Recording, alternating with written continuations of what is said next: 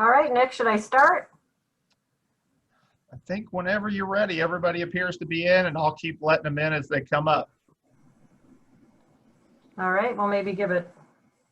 No, we'll go ahead and get started. Good afternoon, everyone. My name is Anita Vandervalk. I'm with ITERIS. I want to welcome you to the first technical session of ITS Carolinas. We are so excited to have with us four outstanding panelists. I'm going to start quickly with a few announcements, and then I'm going to introduce the panelists, and then we'll go from there. So first of all, I just want to remind everybody to keep your cameras off so that we can maintain the bandwidth. The panelists will keep their cameras on as we go. I want to make sure you know the session's being recorded. That's so that others can come back and listen to it later. Remind you also to keep yourselves muted.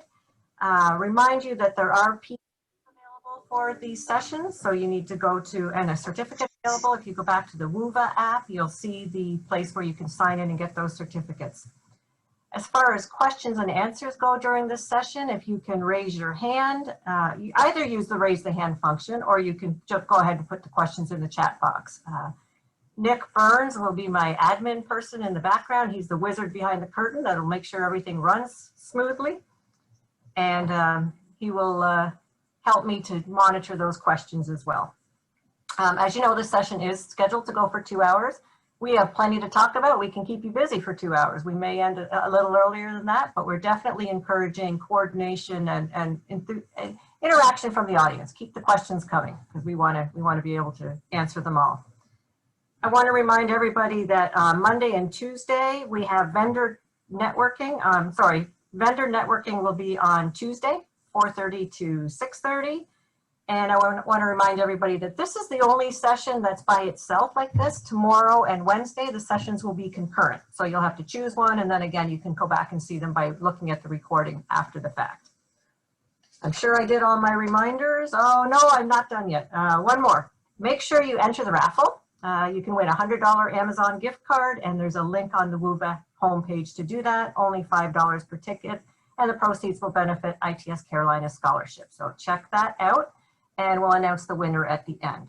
So again, my name is Anita, and I'm so happy to have with me today 4 speakers. I'm going to introduce them one at a time, and then each of them are going to give us a little bit of an overview of what COVID has meant to them. And this session is going to be a little different. We're going to talk about what COVID has done to us over the last year, and then we're going to progress through and most importantly talk about how COVID and other emerging trends are impacting the way we manage our signal systems in the state and elsewhere.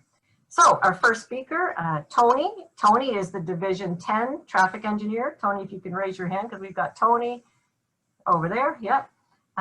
Division 10 traffic engineer for the North Carolina DOT. He has 20 years of experience in traffic and transportation engineering in the private and local government and state government sectors, including a broad range of fields from planning and traffic impact studies to traffic signal design and system timing and implementation, to small and large scale ITS deployments, incident management, and freeway operations. He has a bachelor's degree in civil engineering from Duke University and a master's degree in civil from NC State, and a registered PE in North Carolina. His life in lockdown has been spent with his wonderful wife, Allison, their 5-year-old son, Brody, working hard, watching cartoons, and stepping on Legos. Ouch. Our second speaker is Matthew. Matthew from the North Carolina, Matthew Carlisle from NCDOT State Signal. He is NCDOT State Signal Systems Engineer, and as such, he oversees the Signal System Timing and Operations Group, which is responsible for the efficient coordination and operation of North Carolina's nearly 400 signal systems. In his current role, he is involved in many new and upcoming technologies in the ITS and signal operations fields, including high-resolution data, advanced traffic signal performance measures, advanced traffic management systems, and automated and connected vehicles. Thank you, Matthew.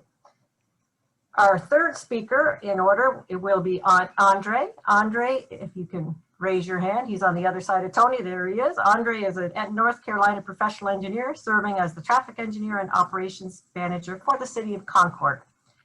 His areas of expertise is in intelligent transportation system deployment and integration, as well as operation and maintenance of arterial traffic signal systems. He's proficient in electrical design, networking, automation, and robotics. He has previously worked as a controls engineer for a state-of-the-art industrial automation integrator and an automation engineer for a tier 1 automotive parts manufacturer. He's a graduate of UNC Charlotte, and he has a Master's of Science in Engineering with a concentration of transportation. For him, pandemic times have been spent and appreciating the extra home time that he gets with the most important people of his life, his amazing 2.5-year-old daughter, wonderful wife, as well as his mother.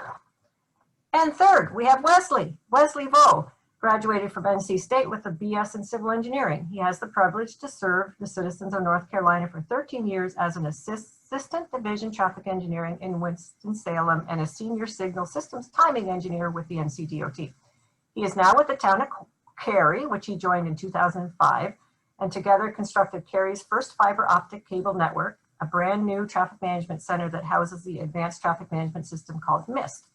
Since then, they upgraded the ATMS with Centrax and digital cameras and Ethernet IP fiber network. They partnered with NC State and piloted the first SPAT Challenge project there using dedicated short-range communications in the state. He is married to Lisa, a wonderful nurse and mom who always keeps their 4 sons and him anchored. Daniel is a junior at UNC Charlotte. Thomas is a cadet at the U.S. Military Academy, West Point, and he's hoping and Andrew and Nathan will want to be a wolf pack. All right, Wesley. All right. So we're going to set the stage a little bit. Like I said, 5 10-minute presentations for each one. After that, we're going to, I have some poll questions that we're going to be using on and off throughout the session to kind of keep the conversation going. We'll do poll questions once in a while. And then we have a panel discussion that we'll be doing back and forth. And after that, we'll ask you to give us your questions and join in on the conversation. So to set the stage, first of all, we have Tony. Tony, I'm going to turn it over to you. All right, thanks, Anita. So we promised you in the agenda that we wouldn't spend a lot of time in the past and we'd focus on the future. So I'm going to start out and talk to you about the past. A lot of, what we've known about this pandemic obviously has been moving at 100 miles a minute, and things really moved so fast at the beginning and have changed over time to where, today we're having, hold on, Andre's sharing the screen here. There we go. So to where today, can you go back up to the top? Those are the last ones. Sorry. Okay, there we go. Everything's worked out now. So we're sitting here on March 15th of 2021, and exactly a year ago yesterday, March 14th of 2020, we thought, okay, so we've got this scary disease started in the Far East. It's moved to Europe. It's moving to America. We've got some cases here. But, Dr. Fauci's coming on TV and telling us we're going to spend a few weeks in some sort of stay at home, and we're going to be getting back to life, Memorial Day. So, here Governor Cooper issues the first executive order. He closes the public schools. He bans large gatherings. You can't go to the, can't go to the NC State basketball games. You can't go to the Hurricanes games. But everything else, just cough into your arm and everything's going to be fine. And we're going to do this for 2 weeks. That's 52 weeks ago. So, traffic engineers, we're sitting here, and I remember sending an email out probably that day or the day after. And we said, okay, we're going to take a short pause. Few weeks, we'll be back. So we're not going to do anything too crazy. We'll send an email to everyone saying we're not going to collect any traffic data. We're not going to do any sort of, traffic studies with current data because everything's going to be off and everything's going to be a little different. So we'll use historical data. We'll scale it. We'll do whatever we need to do to make it work so we keep things moving. But before long, things are going to get back to normal. Let's just go business as usual. So that was about a year ago today. Andre? Let me share mine. Oh, well, no, I got 3 Oh, slides. okay. No, you're good. There. We rehearsed this extensively. So anyway, we went through that first 2 weeks, and then it became a couple months, and then it became 3 months, and then it became 4 months. And the first, if we want to call it the first wave, it plateaued out, which, a lot of folks around the world said that was the beginning of the end. So we were going through the summer and things were getting warmer and nice, and autumn was coming, and we said, okay, so we're going to open schools back up. This is how we're going to do it. You're not supposed to have to be able to read that picture of the CMS plans, because basically it was a long plan, and we all know that basically none of it got implemented. So, we were all thinking at the end of the summer, we're going to be getting back. The vaccines are coming. We've heard lots of great things about them. They're in trials. I'll be back at work in a few weeks. I won't be sitting at my house doing this anymore. And, as traffic engineers, we said, okay, so, we're almost back to pre-pandemic daily traffic levels. We saw in a lot of the graphs that we're going to see from the other presenters, but the patterns have changed completely. There's basically no morning rush hour anymore. No one had to take their kids to school, and now we're in the summer, and it's almost a ghost town in the mornings. But then in the afternoons, people want to get out of the house, they want to get lunch, whatever it is that they're trying to do. Our daily traffic has gone back to almost what it was before, but the patterns have changed completely. So we still can't use this data for anything to compare to what we used to have in the past. So then we start, the little doubt comes in your mind, is this still temporary? How much of this is going to last? And, you hear things, you read Twitter or you hear the news or you see things like, the big headlines like pandemic will change lives forever, things along those lines. You start thinking, okay, that's probably not completely true, but how much of this is temporary and how much of this is going to stick? So then we fast forward a little further, Andre. So, we've gone through the fall wave and the winter wave, all these different waves, the re-lockdowns and the unlockdowns and, mask mandates and some places lifting everything completely. And here we are, we've got, a lot of shots into a lot of arms. We're getting these new variants and people are getting a little freaked about that. And we're moving again at 1,000,000 miles a minute. And here we are, March 15th of 2021. It's been just about exactly a year. And we basically have as many questions as answers. So, folks in the world will say, holy cow, it's been a whole year and so much has changed and maybe forever. What's next? And, as traffic engineers, we thought we had a handle on all this. We said, all right, we're going to do this, this, and this with the data. But we're basically in the same spot. It's been a whole year and everything's changed and maybe forever. We've got, my wife is a perfect example. She works in marketing at a large company over here in Charlotte, and they've basically pushed the goalposts for her at least 3 or 4 times. At first, she was going to go back in August. Then she was going to go back in the fall. And now she's been slated to go back in July, but there's already rumors that date's going to change. And she's not sure. She may never go back to work. And I'm sure that's going to happen probably for a lot of people, depending on the size of the companies or, the office space they have, whether it's leased or bought, anything like that. But, as people who collect a lot of data for traffic purposes, that is a nightmare for a lot of us.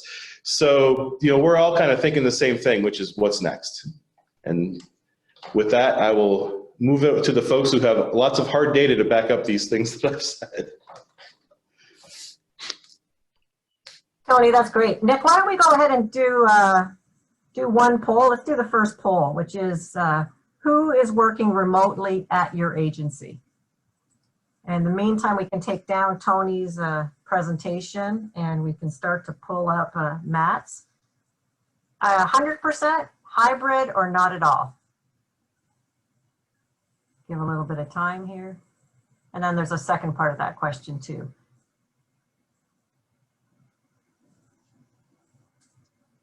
Gonna keep it going a little bit. Are you able to see my screen, Anita?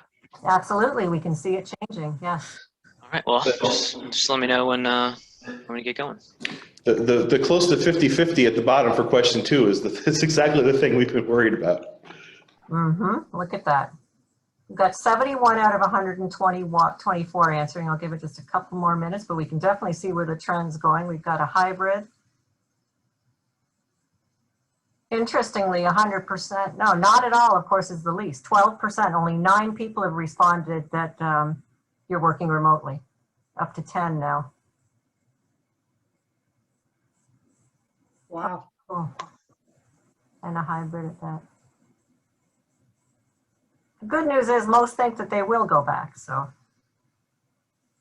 All right, I'm gonna end that poll so we can keep going.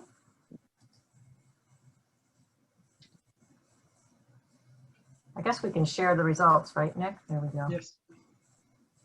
Okay, I'm going to turn that off. All right, great. So in the context of still setting the stage, we are going to have Matt give us a few figures, start looking at some of the numbers. Matt, it's up to you. Yeah, so I'll kind of expand a little bit on some of what Tony touched on. So, middle of March last year is when we first sort of took a break and did a lot of work from home and that sort of thing. So a few weeks after that, in late March, is when we first started tracking our arterial traffic volumes. And this is what you're looking at here is about 9 months worth of that data. So essentially we wanted to see the actual hard numbers of what kind of reductions in volumes are we having. So I worked with, let's see, 6 different municipalities, Cary, Charlotte, Concord, Greensboro, Raleigh, and Wilmington, to get their traffic signal detector data. We essentially used the middle of February as our benchmark to compare all of this data to. Unfortunately, we couldn't go back a full year, to compare March to March and April to April, et cetera. But what you see here is we had a pretty quick bottoming out about the middle of April. It lasted around a month or so, where it was a pretty wide spread, but let's see here. Cary was down pretty much about 50%, whereas like Wilmington and Greensboro and Charlotte didn't take quite as much of a hit, and they also rebounded a bit quicker. But as you can see, we also had, I have these lines on here for the different safer at home phases, and then the easing restrictions that we had. And each one of those kind of ramps up the curve a little bit, but we stayed pretty low through most of the summer, and we've been around on average down 10 to 12% pretty much for the last 6 to 7 months. Again, a pretty big variability across different areas of the state. You see that, for example, Cary and Raleigh had the largest reductions, and they also stayed the lowest. And I don't know that this is the case, but my theory for that is that potentially there's a higher percent of the population in the RTP area, that in the Research Triangle area, that are able to work remotely. Again, that's just kind of a theory. I think that Wilmington also probably rebounded quicker due to some beach traffic last year, but they've pretty much been back up to normal volumes for 6 or 7 months. So, and this is all of these are average traffic throughout the day, or total volumes, I should say. So this is not at all indicative of the actual patterns throughout the day, which I think Andre and Wesley are going to talk about a little bit more. But the overall traffic throughout the day is no longer down dramatically like it was this time, about this time a year ago, but we are still definitely seeing reduced volumes and wildly different patterns.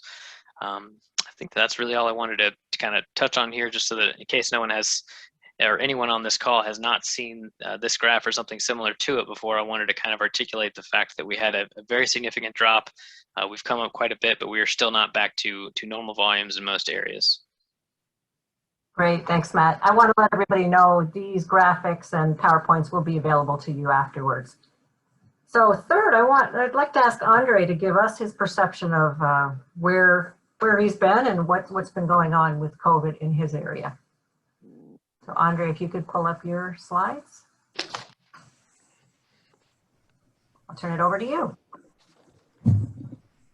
So picking up from where Matt left is, after the haze settled and, the dust about 2 or 3 weeks in, we started having a conversation with the state about providing detector data.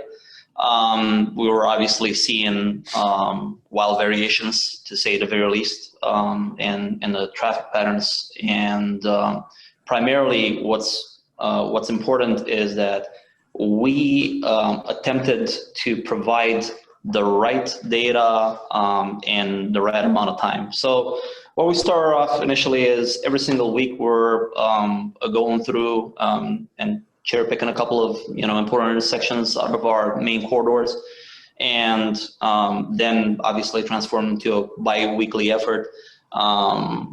This, it wasn't just either worked on as I have a TMC operator and staff engineer that worked on this extensively, and we were providing these volume data to the state, and then they were compiling it and putting it together into the all-encompassing graph that you guys have seen. Now, for all intents and purposes, over here in the city of Concord, while we have major corridors, we definitely do care and worry about it too extensively. One is probably one of the largest by volume in the state, the Concord Mills Boulevard, home of the largest attraction in the state.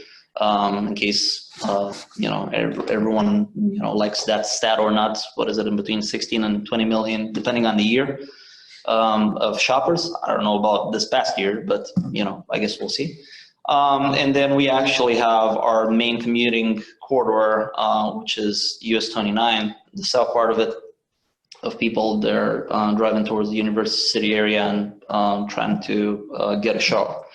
So very, very interestingly, if we go back in time, obviously, this used to be one of the standard ways in which you were seeing volume progress throughout the day.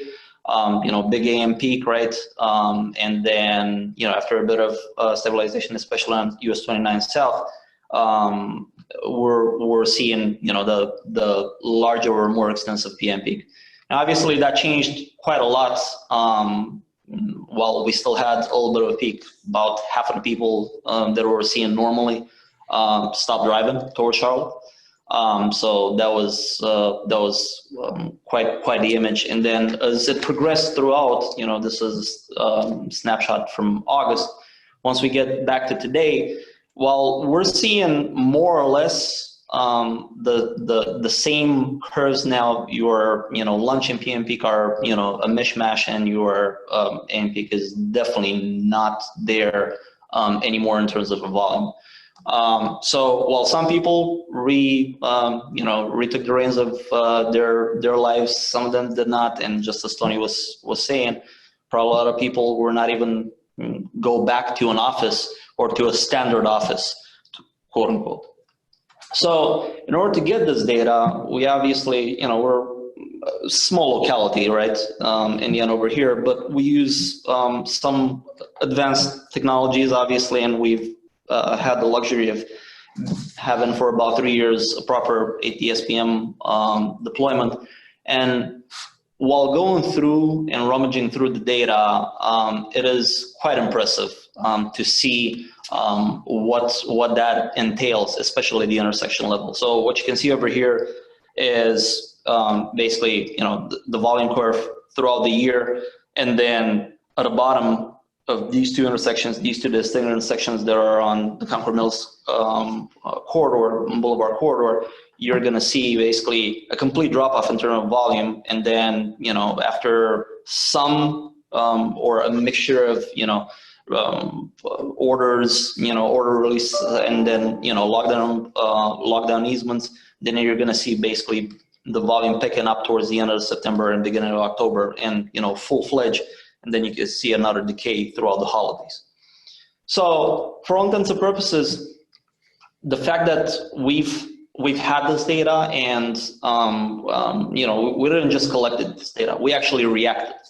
So I'll give a shout out over here to both my staff engineer and TMC operator, both Victoria and Kate, did an amazing job, because basically they started retiming corridors, and this is one of those easy to see items over here, because now, while the volumes might look similar, obviously the patterns are different. So they managed to do to complete a great effort in actually probably retiming all of our major corridors that you see over here, as illustrated by these two intersections on US 29. Okay.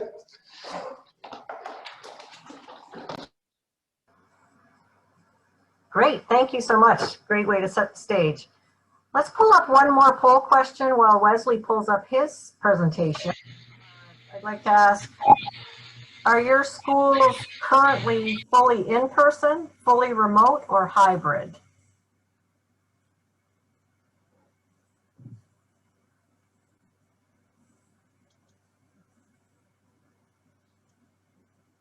And I assume this would change depending on the week that we do this.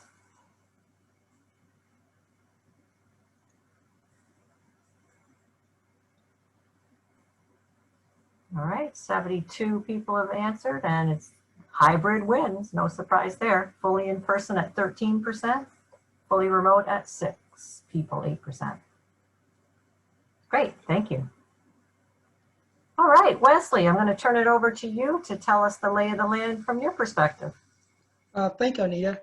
Good afternoon. It is my privilege and honor to share this session with these wonderful friends, peers on this panel, and especially this topic. Each of us has a different experience based on our geographic location, economic condition of our area, and the kind of community we serve.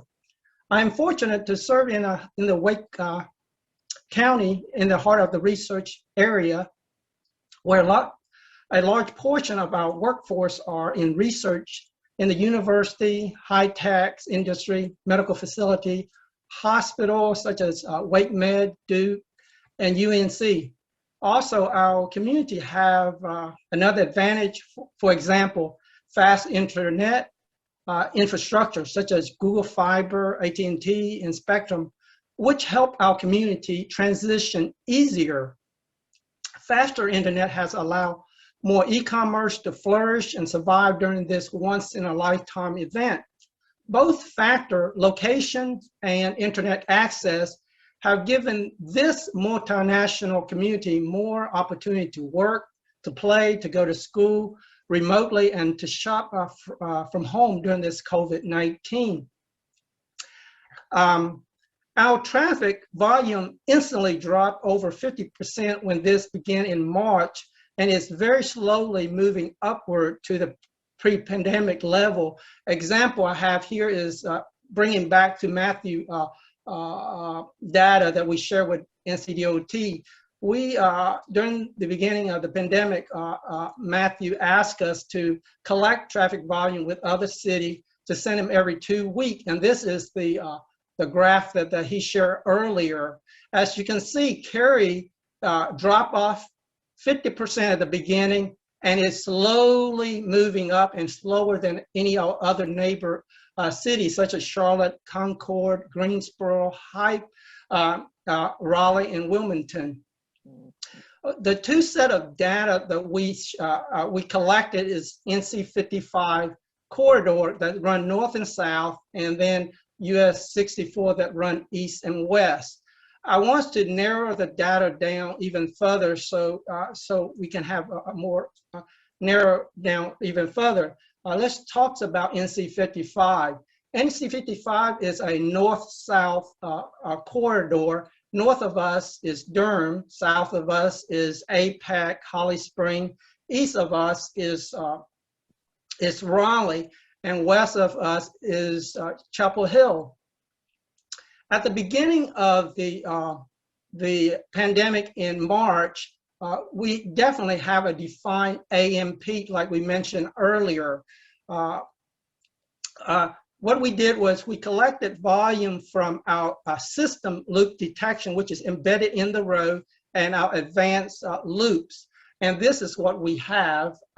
We collected 5 intersections, and each of them have a set of detection going northbound. And as you see, again, is a defined AM peak. As the mid-September began, that defined AM peak no longer exists. It's basically up, flat out, and slow down. And I continue on February 2021 as the northbound direction traffic is still we still haven't reached the peak level, but it's pretty much leveled out. Let's look at the southbound direction on NC 55. As you can see, you have a defined PM peak as people in the afternoon traveling from the Research Triangle heading home. And then same situation occur in the mid-September where the same prediction as we see here is the traffic volume. There's not a defined peak. So continue to work from home, a hybrid.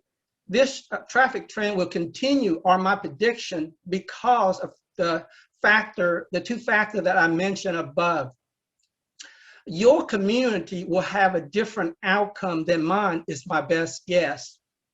The biggest game changer, I believe, in returning to the new norm is the community ability to access fast internet. In our community, I have to rethink about signal operation because of the peak volume, the intensity, the time of the day of the traffic, who are our customer, and the citizen we serve. For example, we had to add more leading pedestrian crossing. It's a feature that adds more protection for walkers who are using many of our popular greenway and sidewalk in Cary. We increased video detection and camera present at the majority of intersection for flexibility and for monitoring. We went from 60 camera from at the beginning to over 120 camera and video detection in our system. In our daily observation, we have more delivery truck in our residential area. I see new construction and additional home in our neighborhood, and I'm assuming they will serve as home office going forward. Challenges we are facing will need to address our new traffic peak hour, volume intensity, duration, intersection capacity, or lack of normal traffic volume when we review new development or signal improvement. Now we must consider increase in traffic volume and in our residential roadway. I continue to have these questions. What about the wear and tear on our local residential street because of an increase in truck traffic? Will the life cycle of the local road shorten? Have we budget for the additional costs? So going forward, how cool it would be if we have or invest in hardware and software to categorize these type of vehicle to assist us in designing the new norm. And with that, thank you very much. Perfect, Wesley. That's great. Starting to lay the foundation for some questions that we want to ask here. I'm going to take a couple of the questions in the chat box first. And where did my chat box go? Here we go. Do we have any pre or post analysis for core CBD area? Anybody have anything to comment on what data we have in the core central business district? Well, I think that the lack of response is probably that we don't, at least from my standpoint. I do not have any data from our closed-loop systems that are CBDs are typically lower volume, and we sometimes don't even have detection. Sometimes they're just pre-timed, so we don't have any sort of volume data in those areas. I don't know if either Wesley or Andre would have anything in their towns, but probably not, since they're not speaking up. In our CBD area, we don't have a CBD area, but our Cary and our middle of Cary, we have been having we have a big development in our downtown area. So we basically put most of our signal in free run operation because our priority has gone from vehicle to pedestrian, cyclists, and so forth, multifunctional, multimodal downtown.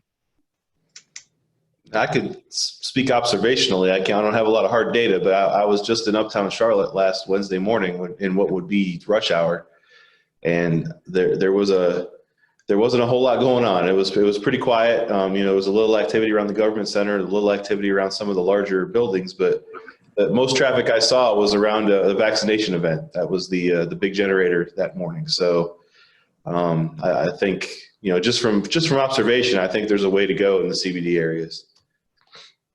And likewise for Concord, we don't have a traditional, true on CBD area, so we couldn't, make a judgment for that specific type of impact of it. Okay, if anybody has anything to add to the chat box on that, go right ahead. Another question, being able to know if the reported data, example, difference between AM and PM recovery graphs showing volume and recovery, is that unique or common to other regions of the US? And I'll go ahead and comment on that first, being that the person on this panel is not from North Carolina. I actually am in Florida, but I do a lot of national work. And this is very typical, this change and progression of the AM peak and the PM peak, and the spreading out a little bit of that PM peak is very common. And we're seeing that through a lot of other areas. Do any of the other panelists care to comment on how you think it compares? I think, from what I've heard, I have family up in upstate New York, and, they say similar, the mornings, there's just not a lot going on. I think, schools, play a large role in that, and things are obviously changing as we speak, these next couple of weeks. But, that also begs the question of, do schools get worse? We've talked a lot about, we have MSTA and the other calculators that talk about, that look at historical data and lots of it to determine school traffic. And, if everyone's working from home, then do you put your child on the bus? I mean, you might not need to. You might just take them to school, and you might be willing to sit in that 45-minute queue if you really want to. And so, things may actually get more congested around schools as the, this AM peak phenomenon continues. We'll just, another one of those wait and see. Yep. Oh, my friend Terry Johnson has answered, thanks Terry, that she agrees. We're seeing the same thing nationally, and she works nationally for sure. She's with INRIX all over the US. Okay, so let's think a little bit about, we all touched on, Wesley especially started to get into the details on what type of changes. I really liked what you said, Wesley, about the truck traffic. So expand a little bit more in terms of how that truck traffic is affecting the signal system and the need for retiming or adjustments or whatnot on the truck. So our community, Cary community, is more of a suburban, and lots of trucks are using our roadway, and so our signal are detected by loop detection. So there is with truck with the bed are a little bit higher, the sensitivities are different. So we have to make adjustment for those vehicles, whereas it's no longer just the cars, but now we have truck and so forth. So we have to make that adjustment. Also, as because of the residential area and lots of people are staying home, we are activating the pedestrian to use leading pedestrian. And since we have a camera at each location, we are making those adjustments in live time. And so what other challenges are you seeing, regardless of whether we're talking about trucks or what challenges do you have with respect to the trends, and especially the trend that it's been changing? I mean, there isn't a consistent. Yeah, so for me, a big challenge has been trying to figure out if and when is the right time to start putting a lot of time, money, and energy into retiming systems. We talked about, back last year in March, the last thing that was on anybody's mind was, hey, right now is a great time to do that, right? We were all, like Tony talked about, we just sort of hit the pause button. We all thought maybe it'd be for a few weeks, maybe even a month or two. I do not think any of us anticipated it being a year later. And although we've bounced back a lot, we're certainly not back to where we were before that. So I think that for me anyways, we're kind of we're at that point now. It may not be back to where we were before, but I think we're as normal as we're going to be for a while. I think that the next most significant change is when schools are widely back in session, which probably won't really be until the fall, if I had to guess, conjecture. But so anyways, I think that but it's been very difficult. We had some other challenges throughout the last year, but it's been very difficult to try to thread that needle of when does it make sense to start collecting data and adjusting timing. And our municipal signal systems, like both Cary and Concord, are lucky they have a lot more access to the data that their signals are producing than our closed loops that we have around the state. Unfortunately, a lot of them are just dial-up modems, and we don't have access to a tremendous amount of data that we can use without actually going out and getting counts, sending people into the field to get travel time runs and that kind of thing. So it's been a little more limiting from my perspective for deciding when to pull the trigger on making changes. As Matthew mentioned, go ahead, Wesley. As Matthew mentioned, we are very fortunate in the city that we have a fiber connection, which is a very fortunate investment we had made earlier. This allowed us to look at the data live. So what we did when this happened, when the pandemic began, we knew the 50% drop, and we have a larger capacity. So with an instant push of a button, we were able to activate all the signal to go into free run operation. And with the traffic trend, instead of going to individual intersection and rescheduling the time of the day plan, we did a system-wide. We select each corridor and we say, okay, it's no longer running the peak, now it's running the off-peak. So at certain time, we just manually say it will run an off-peak plan, and we continue to stay there until we see a changes. And so we didn't have to go back and reschedule each individual intersection. We just says system-wide. And so that makes it a lot easier, and we continue to do that. And as each corridor increase in traffic, we adjust that to the time of the day. Like we would implement an off-peak hours, and then as we see an increase in the PM peak, we increase a different cycle that we already had planned prior to COVID-19. So that's how we implement it in each corridor. So Andre, how have you been approaching it in your city? I guess one of the core differences is exactly what Wesley was mentioning earlier, due to the nature of the workers and the fact that probably more people have the capability to work remotely in Cary than in the city of Concord. We didn't actually make an immediate adjustment, partly because it felt that whatever we would do at that point would be either a rush or, with no true data backend of it. So what we ended up doing in the long run, obviously, was, and as you've probably seen in the slides, is once the data started stabilizing the patterns to be, we started to understand the patterns a little bit better. We started the retiming process. But we stayed away from trying to put everything in free initially, partly because we still had some people commuting on the regular arterials. So for us, it was let's have a little bit of data before we do anything, in a rush. Tony, anything to add to that one as far as from a state perspective?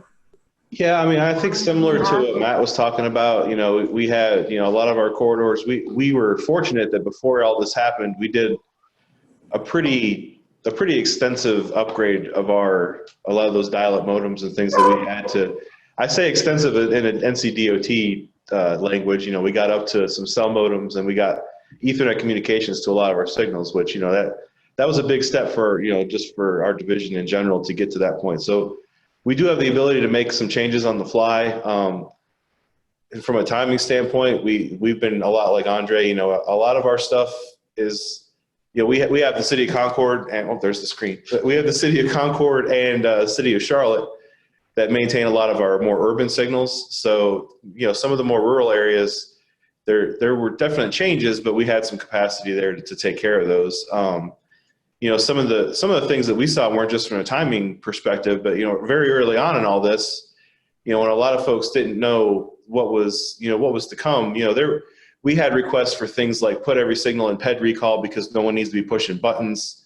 There were things along those lines that, again, a lot like these, there was so much unknown that it was a good time to kind of take our breath and see where everything was going before we jumped, test the waters first. So, we had a lot of that. And then as time went on, we saw some areas and we've made some changes to things that seem like they're more long-term. I would say for us, the biggest impacts have been on a lot of those kind of suburban, near an interstate, kind of commercial areas where everyone that's working from home wants to get out and get lunch. We've had a large uptick in our lunchtime traffic in places like that. So, in some places we've actually implemented our PM timings at lunchtime just because they've worked a little better. Some of that kind of stuff, but we didn't make any large scale changes yet. Cause again, I guess time's kind of in a continuum because it feels like it hasn't been a year, but it also feels like it's been 10. So we're still trying to see what's temporary and what's not at this point. That's a good point. We have a question about, most of you have started to answer this, related to adjustments you made to signal timing to improve efficiency, specifically accommodations for bikes and peds. So we can really talk about that in terms of your data, but what are you seeing with bikes and peds at intersections? And of course, that brings on the question of, what's going on from a safety standpoint. I'm going to ask that in a few minutes too, but what other adjustments or trends have you seen with respect to bikes and peds at intersections? In Cary, is a residential communities, and so we put a very high value on that. And even during this pandemic, the work continued. We actually have connected quite a few popular trail together, and so we saw an increase in pedestrian crossing. So we want to provide an additional safety. So one of the things we did was we upgraded our software version so it would be more pedestrian protection and more cyclist protection. And we look at it and we talk among our staff, what are our priority? And so our priority has become pedestrian and cyclists. So the program, we used Centrac as our program. Majority of the city in North Carolina used Centrac as their central program. So within this program, we were able to activate some of the friendlier feature of the software, and that's what we have done. And one other thing we did add, we also, during this time where we have some time off, in another sense, to try out new hardware, a lot of vendor was reaching out to us and wants to test out some of their products. And our staff, David Spencer and Tom Riley and our public work were very open to a new vendor coming in and letting us test out some of their products, because and so we took up on their requests, and we were able to review a lot of other products. So from a DOT sort of division perspective, I did reach out to all 14 divisions back in, I think, probably October or November, to kind of pull all the division traffic engineers and signal techs and everything about what sort of changes, if any, they had made to the operation of their signal systems, not specific to pedestrians. But one of the things that Tony did mention is I do think we got quite a few requests to put permanent PED recalls on, so that people don't have to press the buttons to serve pedestrians. I only know of one division that actually did that. I don't know that it's still in place, but I know that we definitely got that request quite a bit. But by and large, there were no specific changes made to adjust to the changed traffic. Some of the things that were done on some systems, we put intersections at the ends of the systems in free run. Maybe they were kind of on the cusp of needing coordination before, or they were being used to kind of meter traffic, and in some cases they were the decision was made to put those in free run once the volumes dropped quite a bit, and also once schools stopped being in person, whenever that was, I can't remember now, but quite a few systems were put in summer plans, kind of pre-summer, just because a lot of the time the biggest change, unless you're at the beach or something, with the summer plans is that we don't have the school traffic in there. So again, that's not specific to pedestrians, but those are some of the modifications that were made, sort of short-term solutions. So Tony and Andre, you guys are going to have to raise your hand. While I was counting on being able to look in your eyes, you're far away, so I can't tell if you want to say something or not. So I can tell by Matt and Wesley as they lean forward, but anything to add to that one? For us, the pandemic couldn't have come at a worse time, because it actually stopped our downtown pedestrian upgrade project, which would have actually given us the capability to actually see all the actuations for the PEDs and all that. However, that got caught up in a bit of a backlog with everything that happened, and unfortunately, we only have either CCTV or anecdotal data about usage, even though we do have a greenway that's very popular over here and has seen a lot of foot traffic during the pandemic. One of the things that that with the pandemic and having our most of our signal in free run, the highlight is the the detection. It highlights that because if the loop detection doesn't work, it put a recall onto a phase or a movement that doesn't need it. And so when you put it in free run, a lot of these things highlight these issue. And so we were able to thank you. Fortunately, our Centrax software, we are able to adjust the parameters so it doesn't show the highlight as much when our loop detection are broken. Oh, how realistic is it for us to continue to be in this wait and see? I mean, what do we see going forward? One of the examples someone gave was related to new truck traffic. That's a trend that will continue with or without COVID, as we know. But related to signal timing and changes in the way in the business, for example, signal retiming or retiming, you know, doing a signal retiming study. You guys said when we spoke earlier, you held off on doing data collection for a year or so. So I'll go first on that one. yeah, that's yours, Tony. Go ahead. I would say a lot of what's happened, I think, it's a kind of a microcosm of the world in general. A lot of what's happened this last year has almost accelerated some things that we were already trending toward. And I would say in our realm, one of those things is using more robust data to do things like signal timing. And I think, while we weren't there yet, so we're not there yet now to be able to do it tomorrow. I think, things like ATSPM or, just more real time, using probe data, using, SPM data from signals, using a lot of other, data sources that are coming our way. I think that this might be the great, impetus to say we can't just rely on counts from, from the last 20 years of history, because we're not going, those aren't going to be good anymore.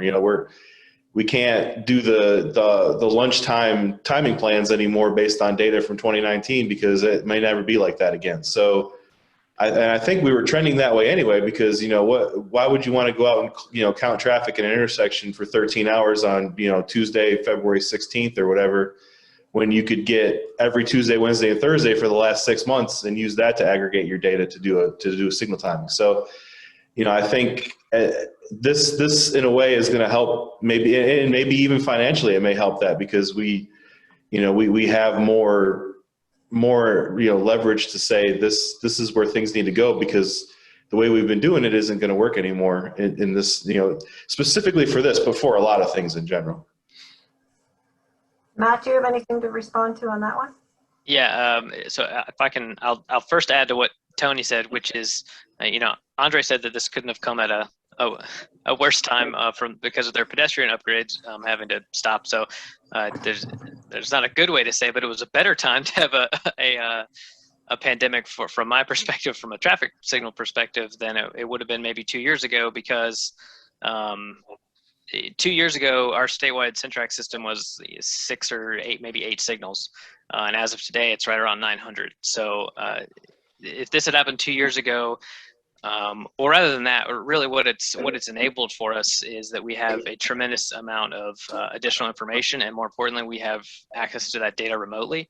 So, I have signal timing engineers that are all based in Raleigh, and in the middle of the pandemic, it was not very realistic to go, more than an hour or maybe 2 hours from Raleigh to do any sort of work or be collecting data. It wasn't a good time to be getting turning movement counts, but it was, we were able to still do a lot of work remotely because we have that Centrax connection to signals all across the state, not only to the data that we've had 24/7 since the signals have been on the system, but also to remotely pull that data and implement new coordination plans and make adjustments. And the other question, what was the other piece of the question? Oh, it was about wait and see. So I'm done waiting and seeing. I've been waiting and seeing for a year, as have a lot of us. And at this point, we're going to be pushing forward with our more or less business as usual from a closed loop system retiming program across the state. So that's not to say that things won't change over time, or that maybe some things that get designed and implemented might work well for a shorter period of time than is typical, because volumes are just so crazy right now, and I think they have a large there's a lot of capability for big shifts in the traffic in the coming several months. But I think that we're kind of done just sitting to waiting to see what happens, and we're going to go ahead and start pushing forward. And if we have to make some adjustments sooner than we might have preferred, then that's just a side effect of it. But hopefully that won't be the case. For us, we were very fortunate that because the before the pandemic, we already had a project in place called the Connected Vehicle Project. And so we tried to move forward because we knew that we couldn't continue to make the signal improve better by using the current technology. So we have to look outwardly to software and analytical software to make the signal operation at a better level of service. And in order to do that, we look at ways to share the information with our citizen and motorists and our cyclists and our pedestrian, so that they can make a good decision. So we did the research for over 3.5 years. And during the pandemic, it gave us time to talk to other departments and other group that is not in traffic with that what are the important things to them. We talked to the fire department, the police, and our recreation. And so we came up with this Connected Vehicle Project where it's complete. So we chose to expand and began to look at new technology to help us to do a better job at our intersection, where we can share multi-user at our intersection. So what we did was we were able to do a Connected Vehicle Project, which we got a grant, a 80-20 match, where the town put up 20%, and we receive an 80% match from the federal government. And so this particular project allows us to share the signal information with with the road user, and so in return they can make the better decision to use this route or to use another route to get around. Andre, anything to add to that? I'm going to ask one more question related to signal timing and then switch over to traffic operations more general. But Andre, anything on the... For us, in terms of the wait and see, I mean, we waited for a little bit before we actually started, taking action. But one of the things that, really hit on me during this period is the fact that we've had, or we still have a part of legacy system where while we do run Centrex as the ATMS as Carrie does, we still have intersections that are running the Oasis local software. So very limited in terms of what you can actually get and how quickly you can get, and the style that you can get the data in. So fortunately, on our major corridors, we've already made transition towards AC3, and for this specific the AC3 LX version that actually allows us to capture high definition data. So what I would say is that even the way that we interpret data, if we wouldn't have had any sort of solution, basically SVM solution, that would allow us to actually see and truly analyze the data, would have been, complete detriment. And I would love to see actually, in the future for, this and the ATMS part and for the SVM part to actually be a part of the ATMS ecosystem, whatever that may be, so we can actually have a system-wide and everyone, talk the same language. Andre, can you repeat what you think needs to be part of the ASPTP The ecosystem? SVM capabilities to be part of the ATMS of Centrex, of whatever other traffic management software solution we actually choose. Okay, great. I was promised there'd be no acronyms, but I was We can't help that. No, I know. Related to freeways in North Carolina, Jennifer says that we're analyzing when does it make sense to turn ramp meters back on. So what else have we, stepping a little bit away from intersection, but from an ITS perspective, what do we see going forward? How has it changed our operations, Tony, and Matt? Or I guess that one would be Tony. Well, I would say, you know, I think one of the biggest things that ITS is going to be able to bring to us is the ability to get that robust data. I think it's, you know, in my position, you know, I deal with, you know, traffic operations on the ground, but I also deal with, you know, some of the impact studies, you know, the development community. Speaking of wait and see, they have not been waiting and seeing. You know, in the recession back in 2008, you know, the development community led the way. I mean, they were done. They were shut down just like the rest of us. But, you know, during this, they have never gone away from that thought that this is temporary. And, you know, I've had just as many traffic impact analyses come across my desk as I did in 2019. So, you know, I think, you know, that's another thing that we've always gone with the, you know, we're going to base it on the way we've done TIAs in the past. But, you know, the information that we're getting going forward, you know, we always use an AM and a PM peak hour for things like that. And, you know, that may not be the case anymore. We may need a more robust data source to be able to get a realistic, because that's what the public wants. When you do a traffic impact analysis, you want a realistic analysis of what's happening.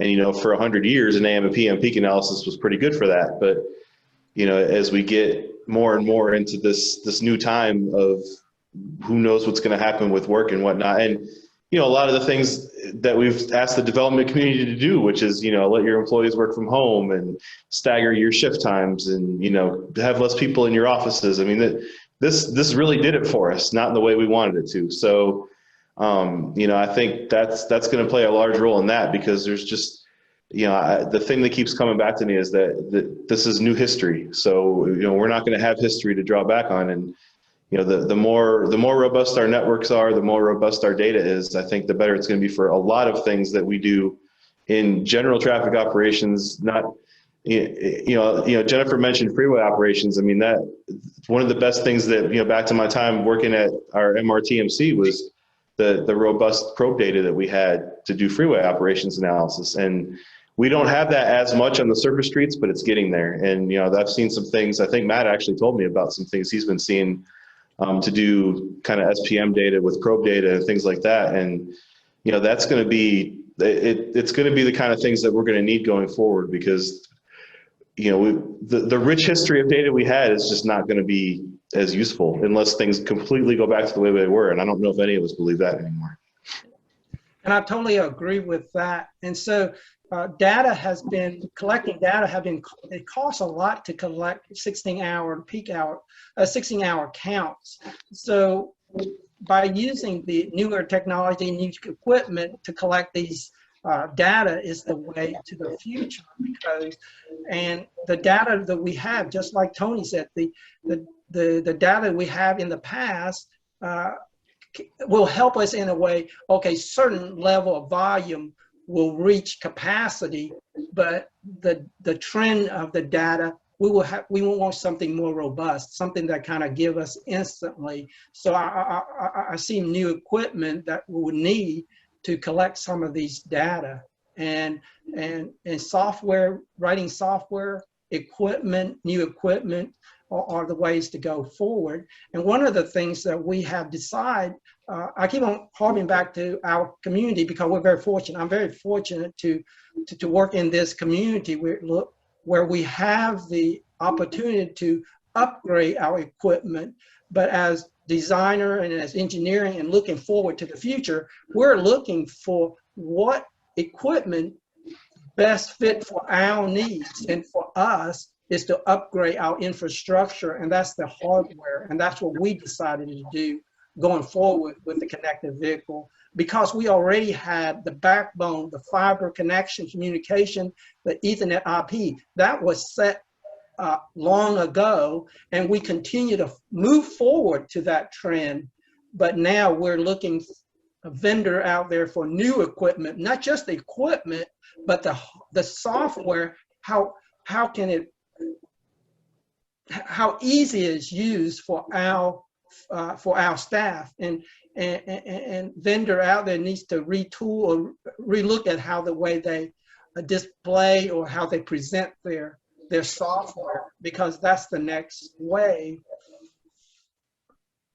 So what advice to public sector agencies would you give to your private sector partners in terms of data, technology, software, hardware to help you move forward in this world where you're not counting so much on the historic, but more in the future? What do you say to your private sector partners? I'll start with Matt for that one.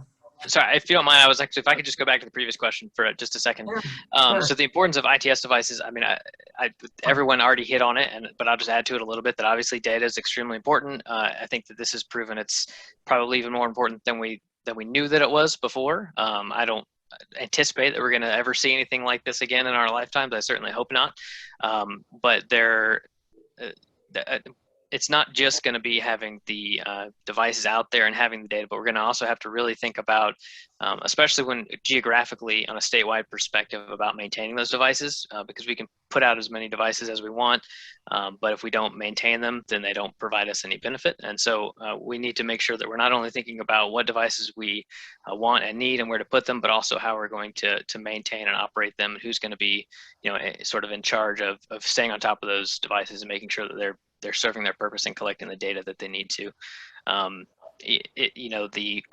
think, as I kind of alluded to before, the longer ago that this would have happened, the less capability we would have had to react to it and even know what kinds of impacts we were having to traffic if it wasn't for the devices that we already have out there. So I know that I've sort of talked a little bit about how I wish that we had more and could do more with it, but I don't want to understate where we're at in terms of our statewide closed loop systems. We're leaps and bounds ahead of now where we were a few years ago. And I think it's really going to continue to be important that we continue upgrading our systems to get that robust data so that we don't have to always kind of rely on the somewhat antiquated method of gathering counts and going out and getting, actual travel time runs driving up and down the road. There are a lot more efficient ways to do some of those activities if you have the right devices and data to do it. You can do it quicker and more efficiently, and what has proven to be very important in this particular case, sometimes remotely. And one of the things that I want to mention that we do is we do a lot of promotion of our equipment with the community, because a lot of times our community doesn't realize all these wonderful features that the Signal can have. So we do a little bit more, we need to work a little bit more on our communication with our community. We need a little bit more promotion of what it does, or some of the some of the feature the Signal does, because I received a call the other day where one of our citizens thinks that one of the camera that we mount to monitor is using that as an activation of the Signal. And so we still have to continue to educate our community what all these wonderful features that we have that we're working with. And that's one of the things that I think as this group, or as we move forward, that is one of the things that needs to address and needs to help our community to know a lot of these wonderful features that is in these controllers and the software and hardware. Tony or Andre, do you have anything to add to that? What I was going to say is that we would love what Wesley, the point that he made right now was actually great, because if more people would actually understand how much emissions decrease and how much, of a role, signal time and coordination, on a corridor actually adds up to, they would probably be a little bit more interested in. For us, it was always a matter of, we're a small enough agency where, we can concentrate on, the main things, get comms, get communications, where you need them, collect data, turn on and do improvements based on the, decision making that the data yield in the end. So let's turn a little bit to budget, and how has this impacted budget, and given what we see as a trend going forward, how can we deal with budget issues to make sure that we are in a position to collect real-time data, for example, and to continue to improve technology? So first of all, from a budget standpoint, we actually have a We have a poll question to that. If we can bring it up, number 5, get the audience involved here a little bit. How has the pandemic affected your budget and allocation of budget for traffic operations projects? Significantly, moderately, slightly, not at all.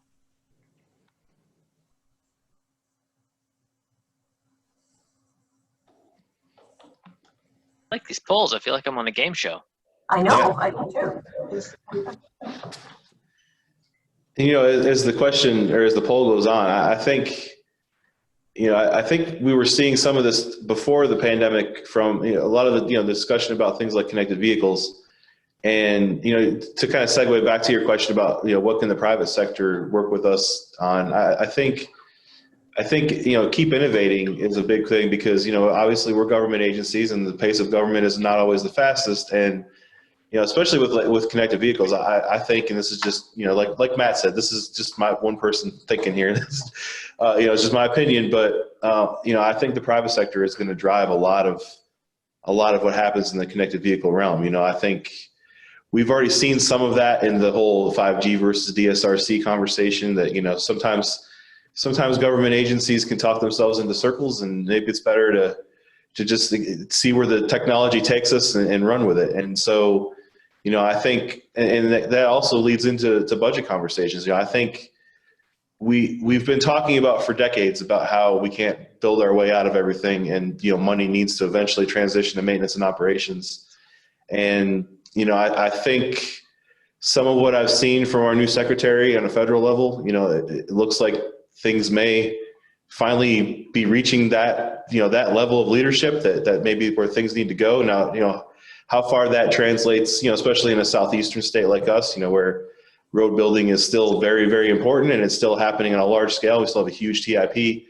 That's, you know, that's not going to change. But, you know, I think that trend will continue. And I think, you know, eventually, you know, you run out of right away and it gets too expensive to buy more. So, you know, I think as we move on, you know, budgets are going to transition some more into that, you know, especially the area of operations, you know, the hard maintenance side, you know, potholes and whatnot, you know, that may still struggle to earn its part of the pie. But I think on an operations side, you know, that's it's becoming more and more clear to the public that is a major force in how they get to work, or how they get to now, you know, to Chick-fil-A at lunchtime, or whatever the new patterns will be. But I think, you know, there's been more and more exposure to where that money goes and how much bang for the buck you can get and what kind of benefit costs you get out of things like that. So I think that is trending in the right direction. And I think we're going to see more of that as time goes on.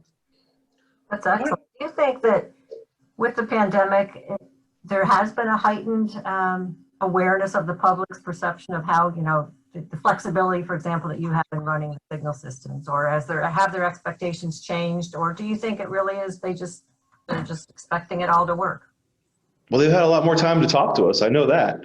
But I'll let the others talk more about some of the other things that they work with. But I think, you know, the old saying, if you have a driver's license, you're a traffic engineer. And I think, you know, there's been a lot more, I think, with maybe less of the normal congestion, so to speak. You know, there's been some opportunities for some things that we've seen, you know, that maybe, you know, there's a large TIP project coming to something in 2029 that the patterns don't show right now. If things stay as they are on March 15th, 2021, that TIP project may not be needed anymore. And then, you know, does that become a conversation, you know, in a couple of years among, you know, leadership of, do we reallocate some of this to other projects that are now higher priority, or do we rescore a lot of things?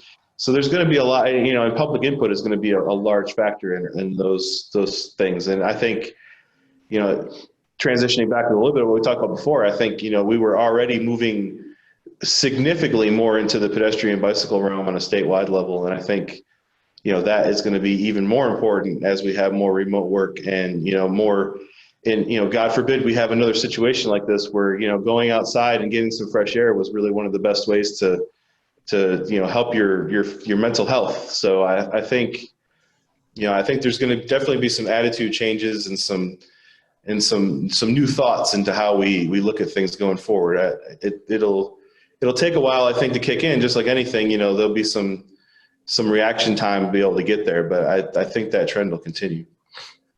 So I think the general public, although they may not be as obviously into the nuts and bolts of what traffic volumes are doing over the last year, I think they're pretty aware that volumes have changed a bit and definitely gone down. Although, especially if we're sort of looking back in retrospect, maybe 5 or 6 months ago, I think that if anything, their expectations were that traffic should be, I should be able to get to where I want to go quicker than I used to be able to. And probably also with more reliability. I know that a handful of times when I went into the office back, like over the summer, my 30-minute, what used to be a 30-minute commute every single day was 20 minutes. And there was just, I'd never ran into any traffic, and it was great. And I think that people have kind of gotten used to that for the people that are out there doing those sorts of things. So I think if anything, once volumes kind of get back to where they were, that we're going to get a new influx of people saying what's going on. The traffic patterns are, your signals aren't working as well as they used to. Kind of a observational bias. It's been a year since I've been out here in the AM peak and been sitting in traffic, and I don't like it. So you need to make it work better. Good point. Anything else on the budget standpoint, Wesley or Andre? I'd like to quote you Yes. had when we were preparing, Andre. You said it's easy to focus on one or two things when your budget is low. So how has it changed the prioritization of budget in your end? For us, we've all obviously seen an impact. Now, everyone has seen in some sort of fashion.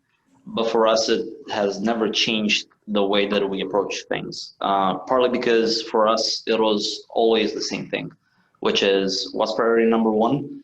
And, that's what you got to address, because you only have a limited amount of funds. So you cannot afford, go in multiple directions, but, at the same time. So for us, it was always, figure out exactly what's the most important, quarter of time, what's the most important location that we need to get fiber to from an operations standpoint, since communications are so important and such, and just get it done. In the end, while we have seen, and we've seen the immediate impact, right now we're probably getting close to what used to be ground zero in terms of operations for us, to whatever the new normal is, right? If this is going to be from here on out. But the objectives are very, very simple when you cannot look left and right for a funding source. Funding is very limited for all of us. So our approach is our project, our budget, we have to defend that. We have to justify that with other competing project within the department. So now we have to do that lots more. And once we're able to defend it and to justify it, and we bring in other members to, so we try to complete the project quickly, or else other department will take the funding. And so one of the things we did was we collaborate with other group so that we can utilize the limited budget to do multi-purposes. So that's one of the things that we have done, and it's been very successful because we're able to speak to other department like the recreation, the rec department, and able to add additional feature that includes something they need, and continue with our operation. So that's what we've been doing in the town area. As far as the budget goes from the statewide retiming program, I've been fortunate that the budget itself didn't really take a hit, and that's partly because we have leadership that recognizes the importance and significance of maintaining good signal timing. But what did sort of take a hit, and this wasn't just because of COVID, but also just because of our cash balance issues, was the capability to actually spend that money that had been allocated for the purpose, both from again, due to the cash balance issues that we've had over the last, I guess, year and a half or two, and also, is it the right time to make that investment and spend that funding, 6 months ago when volumes were still down 30% and we didn't know if and when they might be returning. So I would say that we've largely been fortunate though from a budget perspective. Great. I'm going to move a little bit into partnering. We have one of the questions we have are the school systems and decision makers coordinating or communicating with the transportation professionals in real time or in advance? I guess that goes both ways. Our school systems, Wesley, you mentioned coordinating also with other agencies. So to what extent have you seen more coordination? What we've seen is like we have staff that are continuing talking to the school system, and they've been sharing whatever information they have with us through chat every day, and we have a brief of the update every day, so we know when the school are going to be in place, so we can know to activate or change our signal timing to include the school. We know that this week the elementary school, all of them are coming back, so we are working to modify some of these intersections that are at school location to address that. And we know that the middle school are coming, and so we're slowly addressing those intersections that affect those locations. And with our high school, it's a hybrid. Only a certain amount of students come in certain days, and so we're looking at that. And we have staff who are continue to share those information with us. So that's how we kind of approach to address some of the needs of our community. Anybody else on the partnering? Okay, I'm going to ask you a question here. Are network security issues being addressed as more systems are being data driven? So the whole topic of network security, what are you doing on that? Matt, you want to start that one? Yeah, I was actually just typing a response to Lee's question, but I will say it instead for everybody's benefit. So the answer is yes. We are absolutely considering network security with all things ITS, but specific to signal systems. I work very closely, and as does everybody else in the TISMO section of NCDOT with our IT counterparts to ensure both the security and the robustness of the connections to our signals and systems across the state. I can't give a lot of technical details on it because I'm not an IT guy, but we're absolutely doing it. It is not an afterthought. It's really a forethought before we even think about these, connecting these things all across the state. We're talking about how it's going to be done and how it's going to be done in a secure way. And then, that's not just the actual live connections, but also the data itself and how it's housed and secured on our network. The short answer is yes. And for us, it's a very high priorities. Like this past couple months when we heard about the solar wind situation with the securities. So instantly, we sent an email to our IT folks saying, hey, have our system been compromised? And their return was, it has not. They are looking at that. And this is in upfront, when we do a project upfront, we will let them know that, our system is Ethernet IP. So the security, so we have a protocol in place. We have a document in place that any vendor who approach us will have to require to have a certain amount of security, or their product has a certain amount of security that will be reviewed by our IT folks. And knowing that, our project, our connected vehicle project, we're able to move forward. We spent, there are documents in there specifically addressing security, and our IT folks went in and put the spec that they require to protect our system in place. And that's what's one of the key things that we did in order to have this connected vehicle project. That was one of the key security was one of the key items. For us, it's yes. And what I can say is, due to my background and the fact that I probably have a little bit more networking experience than any of these gents, is I can definitely tell you that I've worked the week before Christmas in doing 3 successive upgrades to the SolarWinds software solution that Wesley was mentioning, because we're also a SolarWinds customer. But then again, who isn't? Apparently, the whole federal government is.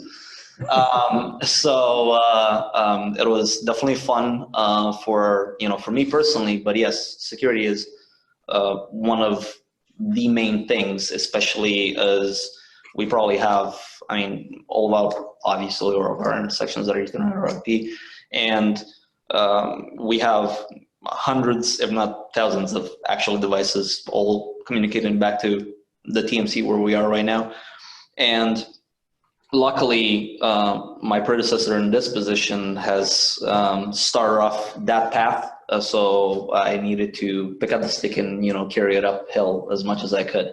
But what I can say is that we're thinking obviously about two-factor authentication, both physical and virtual, right? So both for the cabinet, which is basically a point of failure. But also in our day-to-day experience of my technicians programming switches and setting up devices over this fiber network. Sorry, go ahead, Wesley.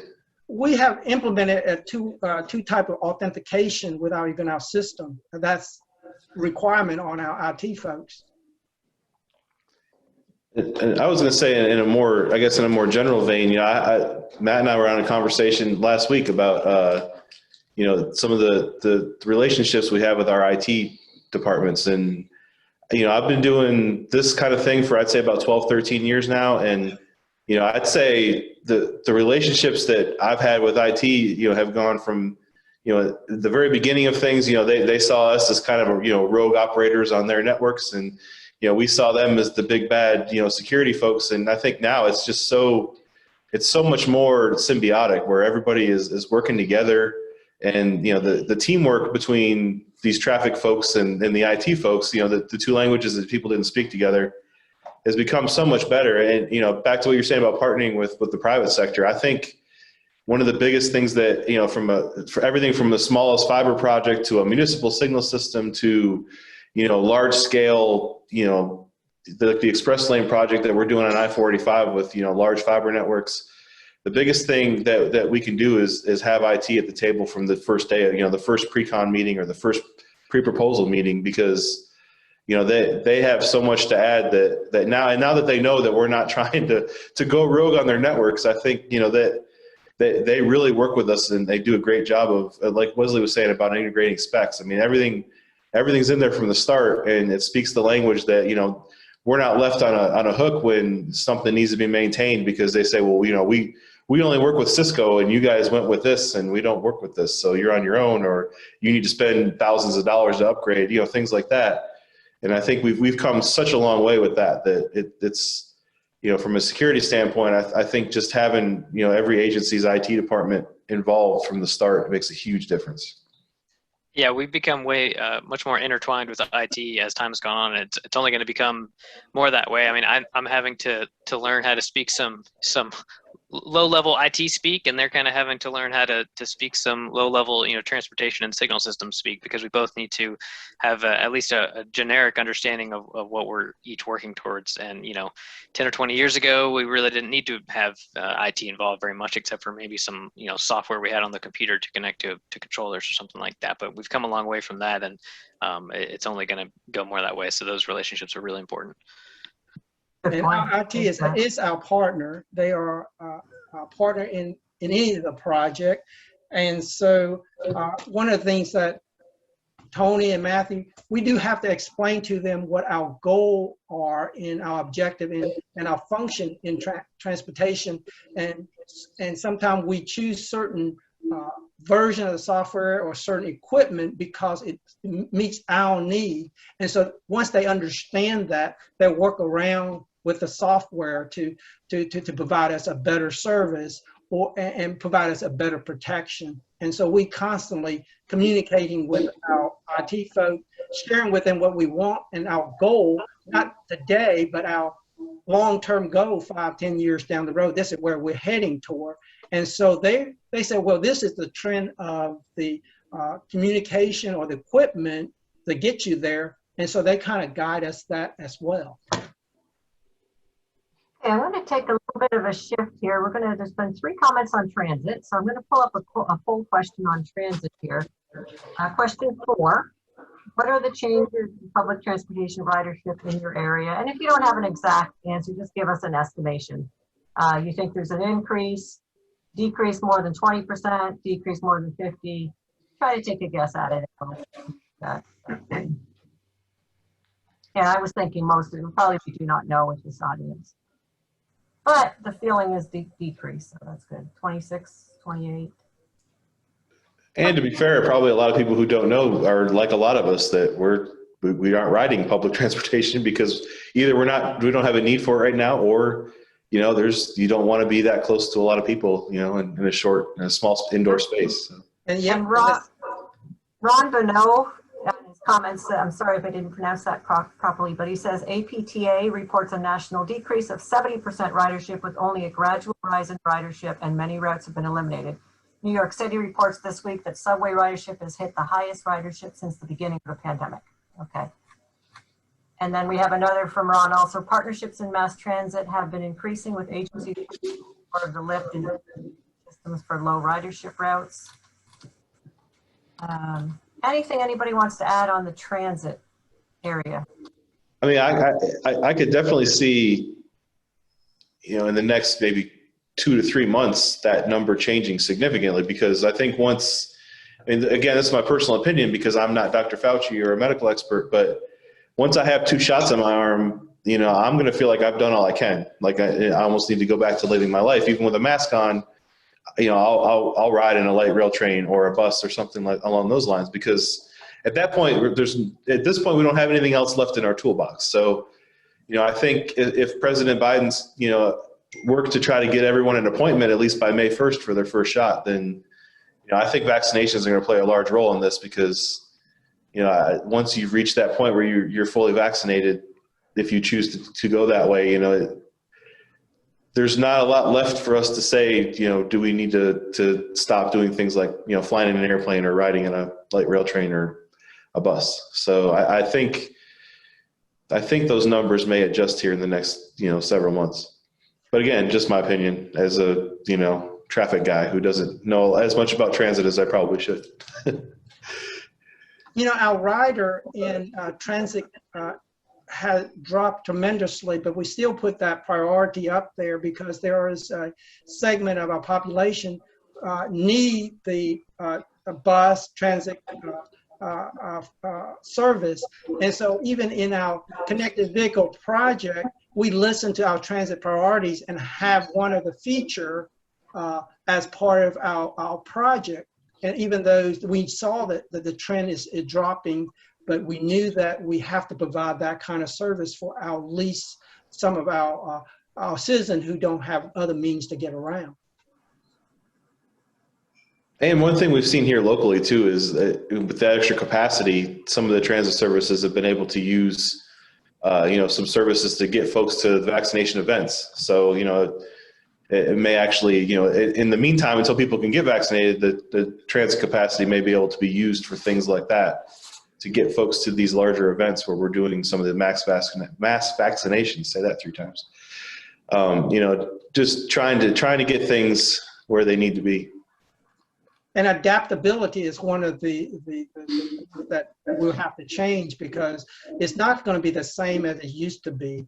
So we have to adapt in looking at ways to do a better job and provide the service who's our communities are and how we can best provide that service. And we need to do a little bit more research or get into the community and see what their needs are and meets them where they are, because the way that we have done in the past is no longer valid or continue that way. So this is a good opportunity to look for a new approach.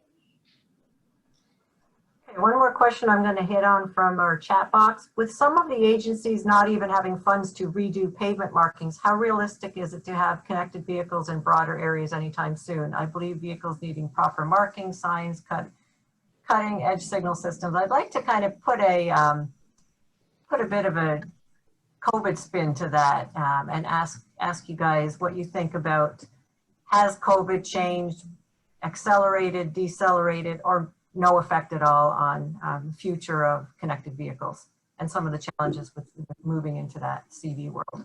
One of the things that with the connected vehicle is signing, for instance.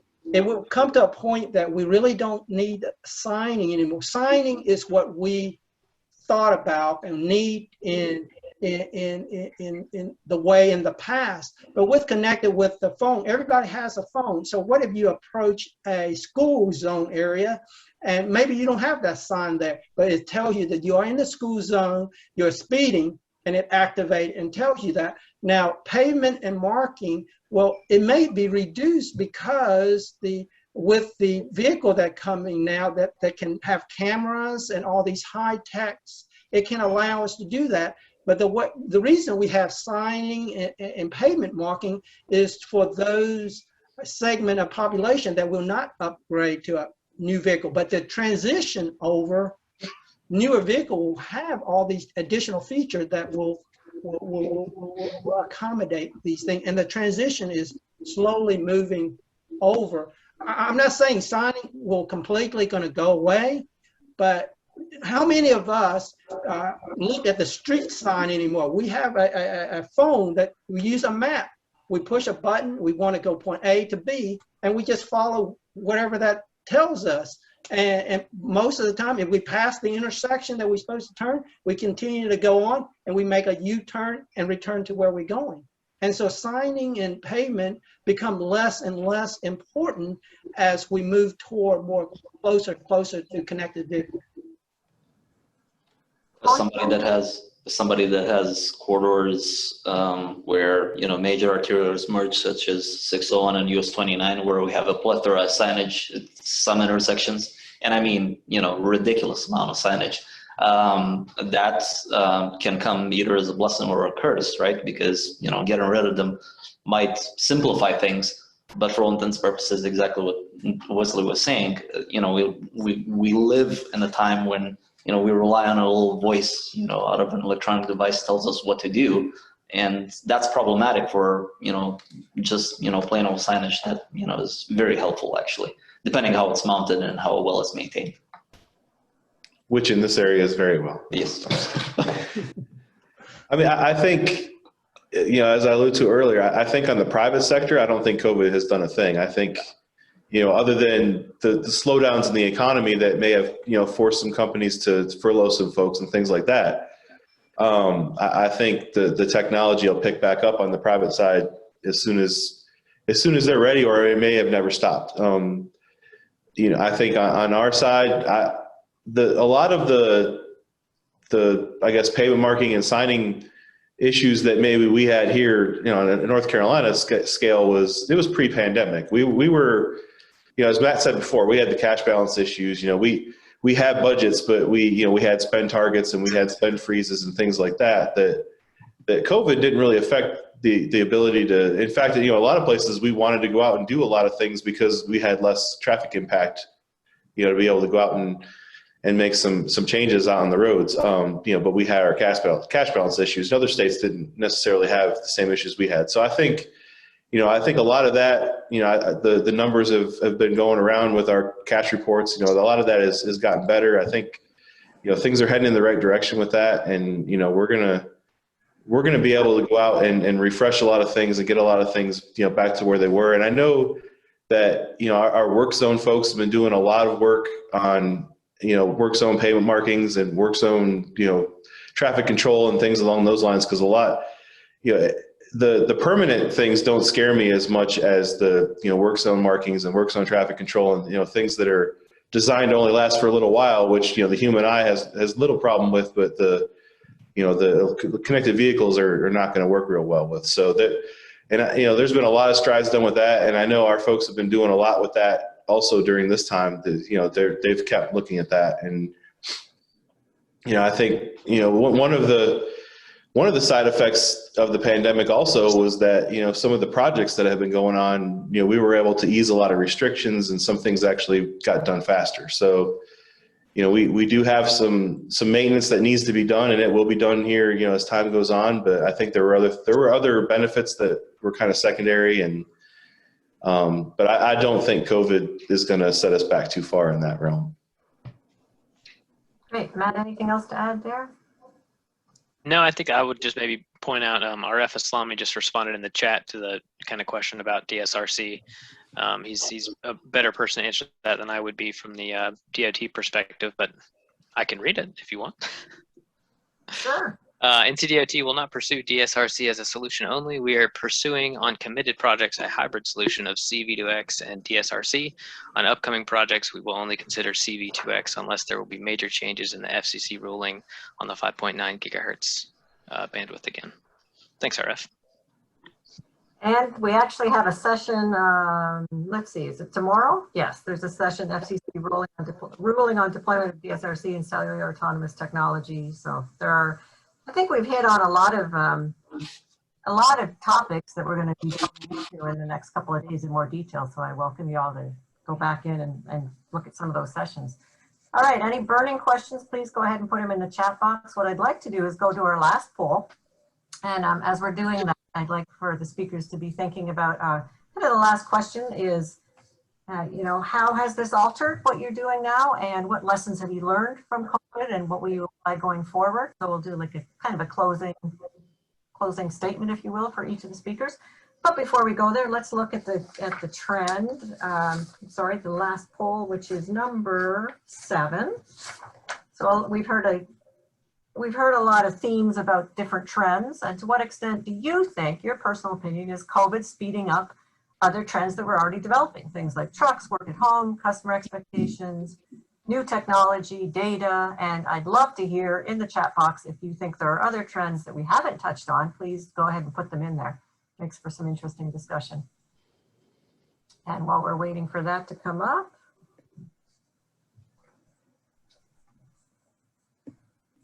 I'm going to let this one a little bit longer. I'm really curious to see what you guys are thinking of this.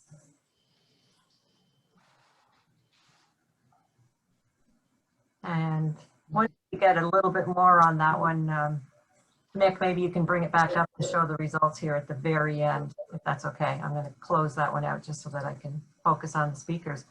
So I'm going to go Wesley, then Andre, then Tony, then Matt.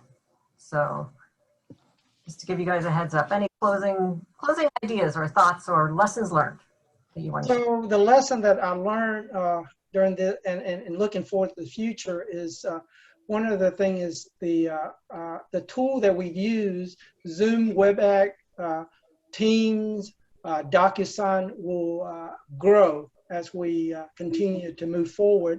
One of the things that we're going to see the trend is we're going to share information. We're going to collaborate on project with our engineering firm, with our developer. That's is going to require. And I believe that there is going to be an increase in electric vehicle and the software application.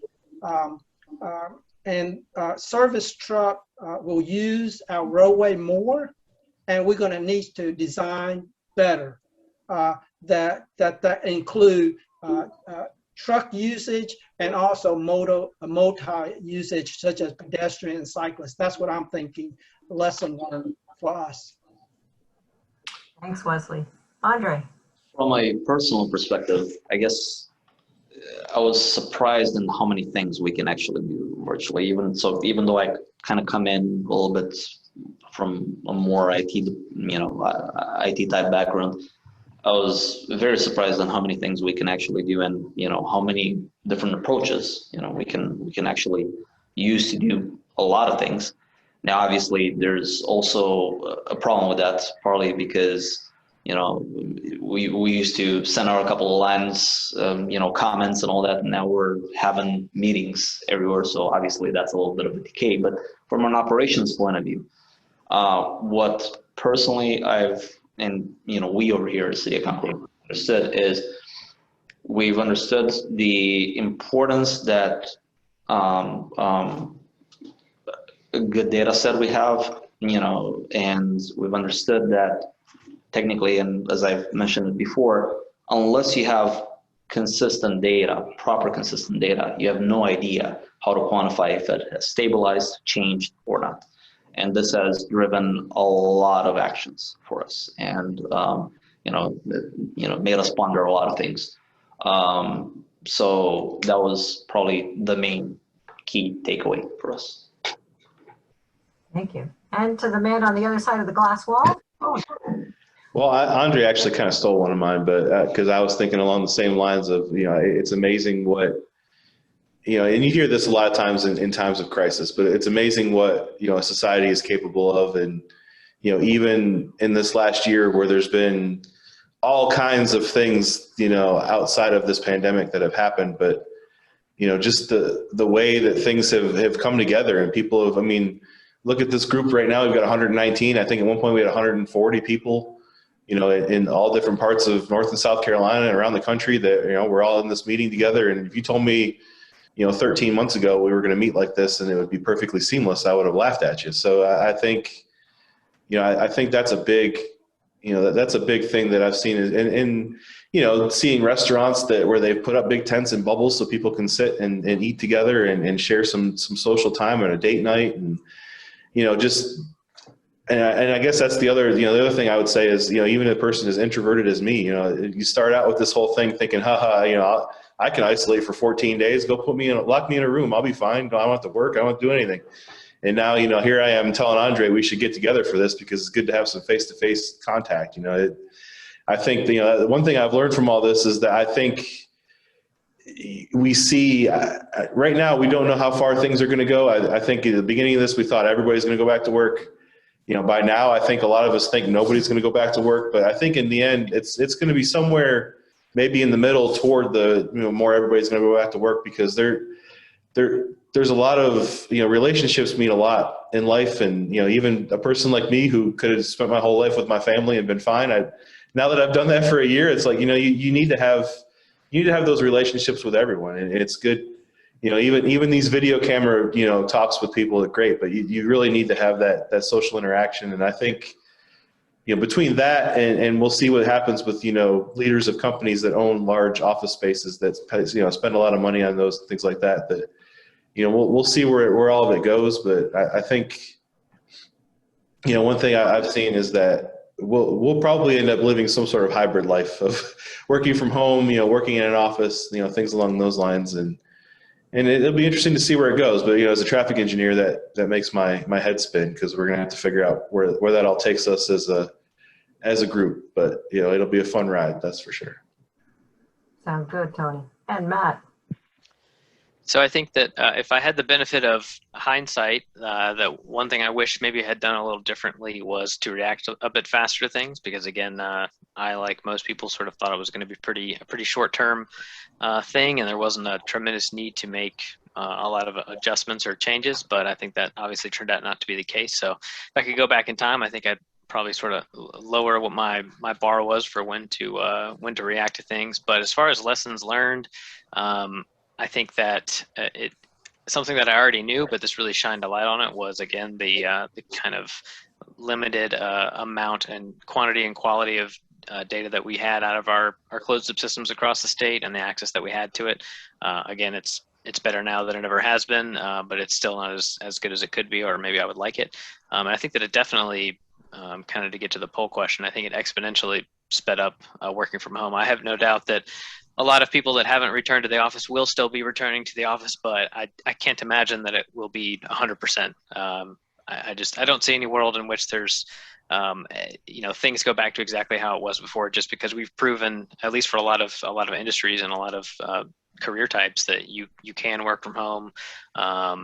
From a technological perspective, that there's no reason that, again, a lot of industries that you can't make it work.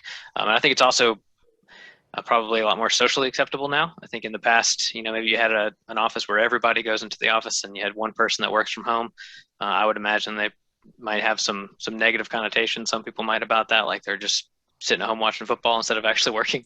And maybe some people are doing that, I don't know. But the bottom line is, I think it's a combination of proving that it can work from a technical standpoint, and it's sort of more socially acceptable just because so many people have had to do it out of necessity.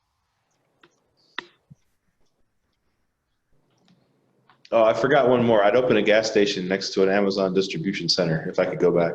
I'd buy a lot of stock in late March. Yeah. Yes.